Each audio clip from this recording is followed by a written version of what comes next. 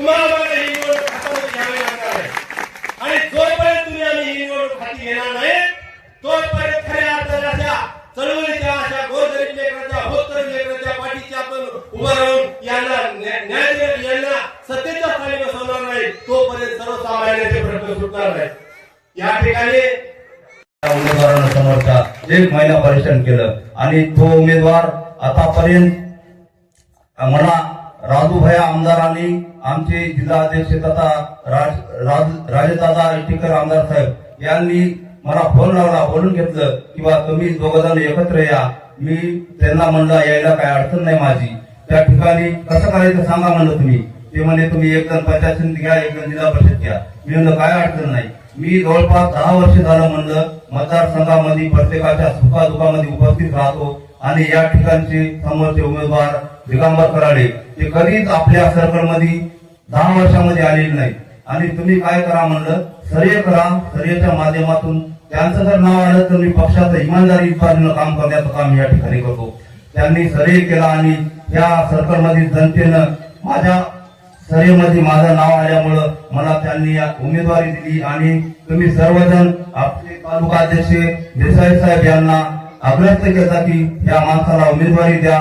त्या माध्यमातून त्यांनी उमेदवारी खेचून आणण्याचं काम या ठिकाणी केलेलं आहे आणि समोरच्या उमेदवारानं आपल्या सर्कलमध्ये कुठल्याच प्रकारचा विकास केलेला नाही। कुठल्या गावामध्ये त्याने एक तरी काम सांगा मी ह्या गावामध्ये एक काम केले म्हणून, एकही काम केलेलं नाही। त्यांच्या गावामध्ये मी एक 8 दिवसाखाली बैठक घेतली होती। त्यांच्या गावामध्ये स्वतःच्या संसारभूमीचं शेड सुद्धा ते माणूस बांधू शकला नाही। त्यांनी स्वतःचं घर भरण्याचं काम केलेलं आहे, त्यांनी स्वतःचं क्रेशर टाकण्याचं काम केलेलं आहे आणि स्वतःचा बंगला बांधण्याचं काम केलेलं आहे। मी एक सामान्य कुटुंब आहे, तुम्हाला सगळी परिस्थिती माहित आहे। मला 3 एकर जमीन आहे, मला समृद्धीचे काही पैसे आले ते सगळं मिळून जायला माहित आहे। 1 कोटी रुपये आले, त्याच्यामध्ये भाऊ आहे, भावाचा हिस्सा आहे, त्याच्यामधलं काही घर बांधायचं आहे, त्याच्यात काही करू शकत नाही मी सर्वसाधारण असल्यामुळे तुम्ही सर्वांनी मला एकदा या ठिकाणी निवडून देण्याचं काम करा। मी इमानदारीनं मंदिराच्या समोर तुम्हाला सांगतो की मी कुठलीही बेईमानी करणार नाही, कुठलाही रोड उचलून खाणार नाही। इमानदारीनं आपल्या सर्कलमध्ये आणि गावाचा विकास करण्याचं काम या ठिकाणी करेल।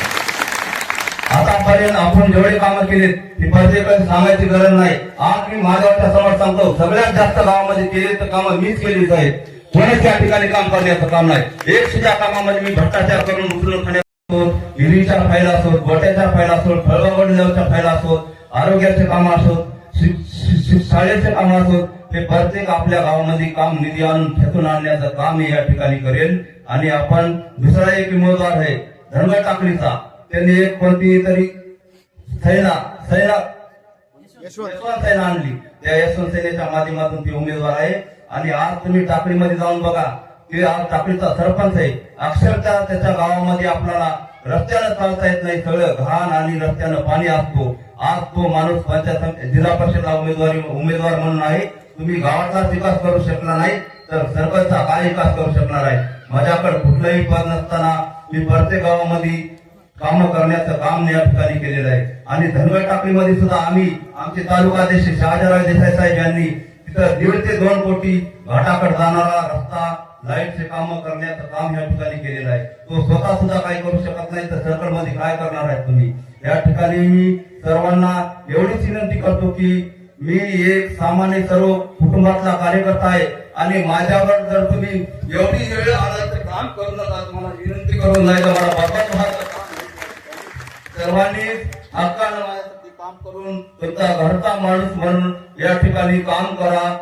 आणि सर्वजण आमचे गावातील प्रत्येक जण आपापल्या परीनं काम करण्याचं काम या ठिकाणी करीत आहे।